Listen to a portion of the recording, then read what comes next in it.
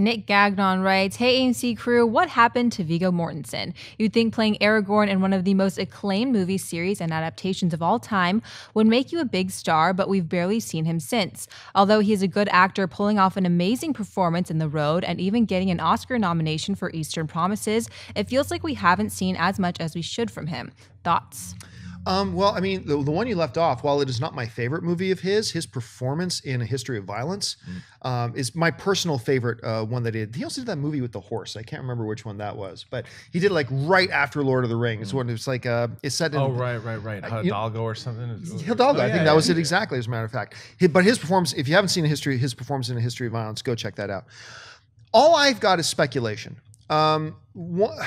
One of the things, two things. Number one, from what I hear, he is very selective about the movies he likes to be in. Look, he has all the money in the world from the Lord of the Rings films. He continues to this day to get checks for the work he did in Lord of the Rings films. And he is set for life, and he knows that. And so as an actor, he can be and has been very, very choosy and selective about the roles he decides to play. Now, eventually, when you have that philosophy, you will get offered less and less big roles as time goes on, but he's fine with that, and that's totally cool. The other side of it, and once again, all this is hearsay. I've also heard he's not the easiest guy to work with. And that, like he'll crap talk people after he works with them. Like it's been very public about him talking about Peter Jackson and the original Lord of the Rings films as well and things like that. So I think that makes some people nervous about working with him or trusting him with big name properties. So from what I understand, and a lot of that could be wrong, but it's a mixture of the two. A little bit difficult to work with, but at the same time, uber talented and very selective about the roles he wants to be in. Christian, what have you heard about that? What do you think? It's funny because a lot of the stuff that you said as far as him hearing that he's hard to work with or he's being selective, that's majority of stuff that I had heard as well. But one of the first roles that I always remember him from is Carlito's Way. He's like, I got a diaper, man. But he's one of those guys I want to see do a lot more. But from what I also hear is that he's been offered a lot of big roles. They offered him some stuff to come back in The Hobbit. Yeah. Like, no thanks. I think that he's been offered a lot of the big. They've definitely gone after him for some of the comic book movies and some of the other sci-fi stuff, and he just goes for the smaller stuff. He's one of those actors. He likes to just do the classical stuff. I hope to see him in some other things, but as you mentioned, Lord of the Rings, his bank account doesn't have to. And it's funny because he fell into that because I think Jared Leto was actually supposed to be Aragorn originally. I don't think it was Jared. Wasn't it? It was another actor who was Aragorn for the first 3 weeks, him, and right? then they had to let him go. No, it was what's his Angelina Jolie's ex-husband. The kid. No, it was the guy who played Hackers. In the League of Extraordinary Gentlemen. He played Dorian from League of Extraordinary Gentlemen. Stuart. Little? No, something Stewart. I'm going to look it up.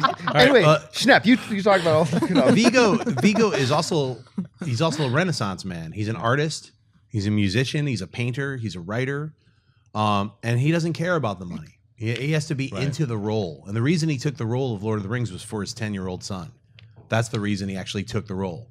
Because his son implored him, please be Aragorn. Yeah. So the reason he doesn't feel like he has to pick any role just for the money. He takes it for the adventure and for the experience of it. So, I mean, I respect him. I think he's a great actor, and anytime he's in a movie, whether I like it or hate it, he does a great job in the role that he played. I mean, the trilogy of films he was in with Cronenberg, The Dangerous Method, I think it was called, or the one with Fassbender and Keira Knightley. Yeah, Keira Knightley. I didn't like that film, but he was great as Freud. He was the highlight of that film. Whenever he showed up as the saucy Freud, the weird. You like Keira Knightley's jaw? No, I did not. Like Now, the name That's a horrifying image that you just. I don't know if you guys got that. Do that again. I can't. I'm not doing it again. No, that's One going to be more. meme central. Do it.